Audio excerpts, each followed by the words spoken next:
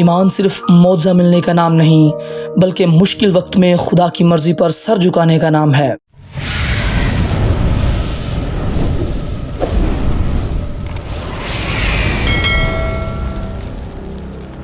یسوع ناصری کے نام میں، جس نے اپنی نہیں بلکہ باپ کی مرضی کو پورا کیا، آپ کی سلامتی ہو۔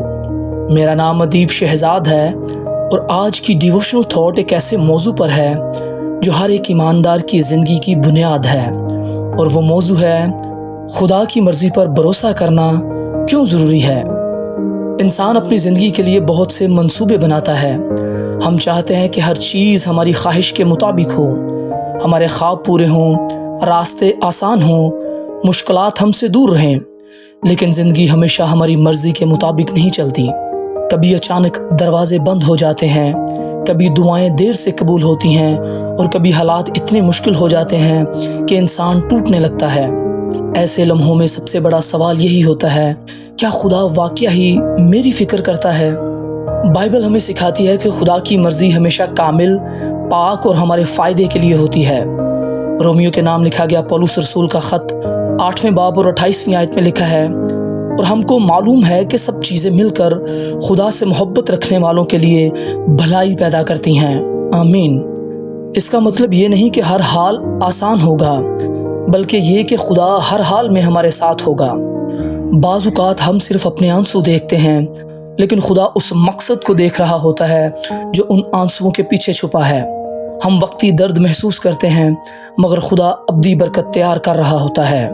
خدا کی مرضی پر بھروسہ کرنا اس لیے ضروری ہے کیونکہ ہماری سمجھ محدود ہے، مگر خدا سب کچھ جانتا ہے۔ وہ ہمارے کل کو بھی دیکھتا ہے، جبکہ ہم صرف آج کو دیکھتے ہیں۔ کئی بار ہم جس چیز کے لیے ضد کرتے ہیں، وہی چیز ہمارے لیے بعد میں نقصان دہ ثابت ہوتی ہے، لیکن خدا ایک محبت کرنے والے باپ کی طرح ہمیں اس راستے پر لے جاتا ہے جو آخر کار ہماری بھلائی اور روحانی ترقی کا سبب بنتا ہے۔ یسوع مسیح نے بھی باغ گتسمنی میں یہی دعا کی، اے باپ، اگر تو چاہے تو یہ پیالہ مجھ سے ہٹا لے، تو بھی میری مرضی نہیں بلکہ تیری ہی مرضی پوری ہو۔ آمین۔ بامطابق لوکا کا انجیلی بیان 22واں باب اور 42ویں آیت۔ یہ حقیقی ایمان کی تصویر ہے۔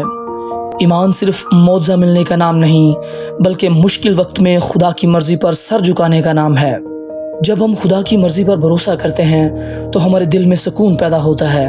پھر ہم خوف سے نہیں بلکہ ایمان سے جینا سیکھتے ہیں۔